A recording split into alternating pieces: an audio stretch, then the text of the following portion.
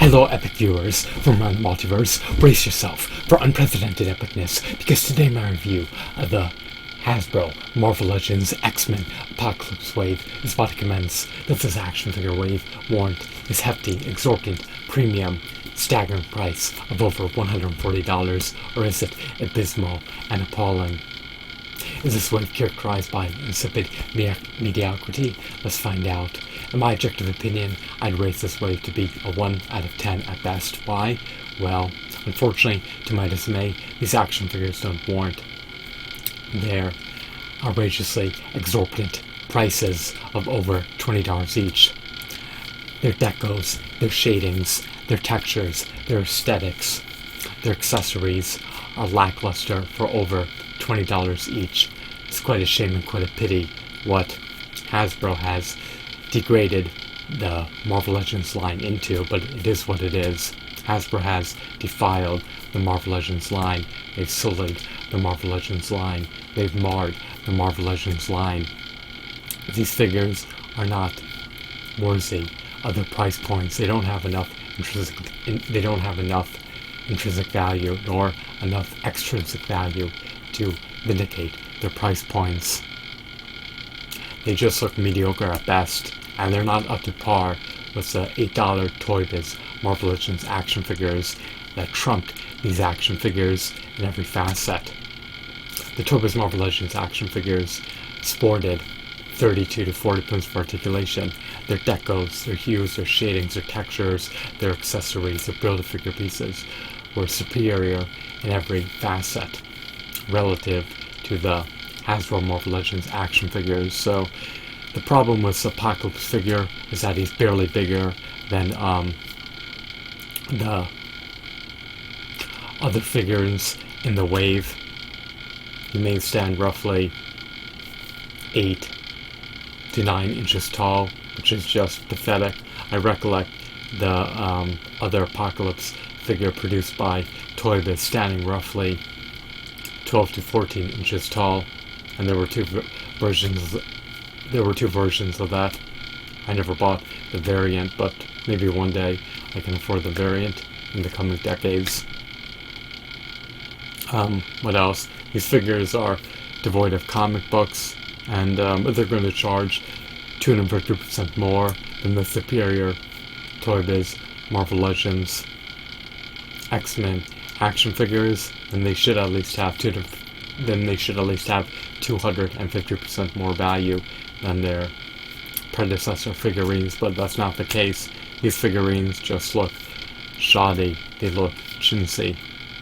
The Gladiator figurine looks somewhat decent, but he just doesn't warrant his price point. His shading should be improved. I think that his paints should be glossier. I think that his shadings should be accentuated.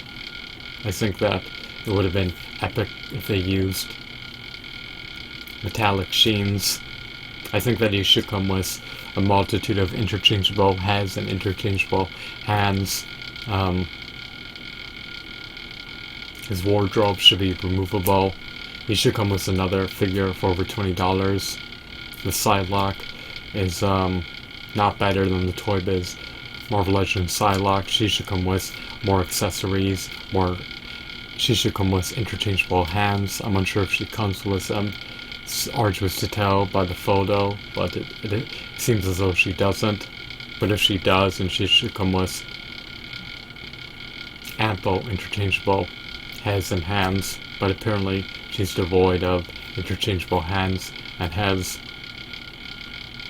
The Sabretooth figurine should look more savage. He should look more bestial. His shadings and textures should be improved. His fur should be glued on. It shouldn't be a separate piece that can be detached. He should come with another figure, interchangeable heads, interchangeable hands. All these figures should come with interchangeable heads and interchangeable hands, and not just one set. They should come with at least 3 or 4 interchangeable heads for the $20+ price point, and they should come with at least 3 to 4 pairs of interchangeable heads. They should come with at least 3 to 4 pairs of interchangeable hands for the $20 price point. They should come with additional attire that could be removed, and they should come with ample accessories. They should come with energy beams, robes, projectiles, whatever is relevant to the figure. The Apocalypse figure's tentacles are shoddy. The Apocalypse figure is mediocre at best. It's not really anything spectacular. What really grinds my gears is that these figures lack the weathering effects that the Toy Biz Marvel Legends figures had. These figures lack the removable attire that the Toy Biz Marvel Legends figures had. These figures lack the same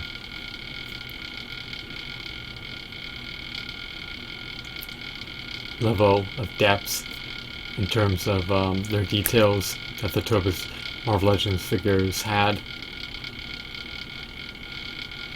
And they just lack the level of value that the Toy Biz Marvel Legends figures has. So the only figure that has merit in the wave is Gladiator and Multiple Man. They're being inducted into the line, which is great. So I'm still going to give this wave a 1 out of 10, because even though new figures are being introduced into the line, the price is just unaffordable and doesn't vindicate the value you receive by buying this wave. So for over $140 I have to pass, and I wouldn't even buy this wave for $50. Maybe I'll buy Multiple Man and Gladiator for a grand total of $15 for both figures, so $7.50 each, if that. I hope that you found this video to be enthralling and captivating. The Marvel Legends X-Men Apocalypse Wave doesn't warrant the purchase.